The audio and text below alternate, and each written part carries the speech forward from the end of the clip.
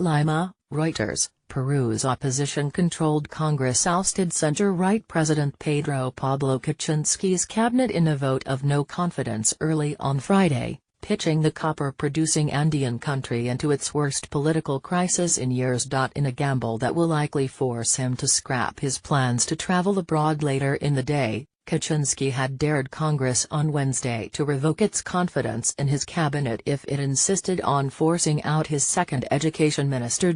Under Peru's constitution, if Congress does not deliver a president a vote of confidence for his cabinets twice, the president can summon new legislative elections. But the right-wing populist opposition party Popular Force, led by Kuczynski's defeated electoral rival, Keiko Fujimori, answered Prime Minister Fernando Zavala's request on Thursday to back his cabinet with a resounding no.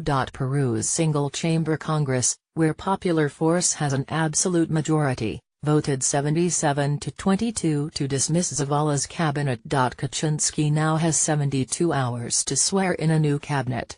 While he cannot name Zavala as prime minister again, Kuczynski can reappoint other ministers in his cabinet. Going forward, Kuczynski might have a freer hand to govern in the remaining 4 years of his term if the opposition steers clear of a fresh confrontation out of fear of losing its majority. But several opposition lawmakers said they would welcome taking the battle to the ballot box.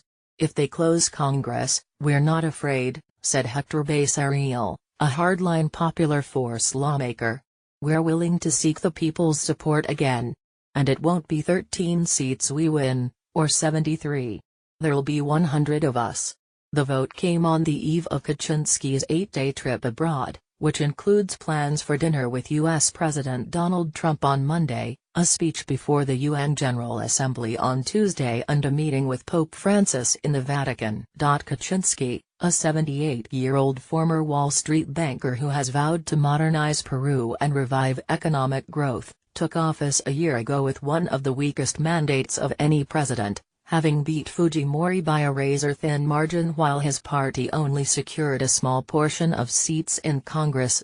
In a plenary debate that stretched on for more than 7 hours, opposition lawmakers portrayed Kuczynski as an out-of-touch lobbyist who lacks authority and poses a danger to Peru.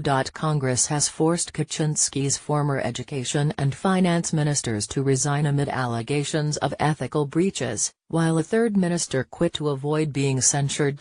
Popular Force announced this week that it planned to propose censuring Education Minister Mary Lou Martins over her handling of a teachers' 2-month strike, which her supporters alleged was fueled by an alliance between Popular Force and extremists.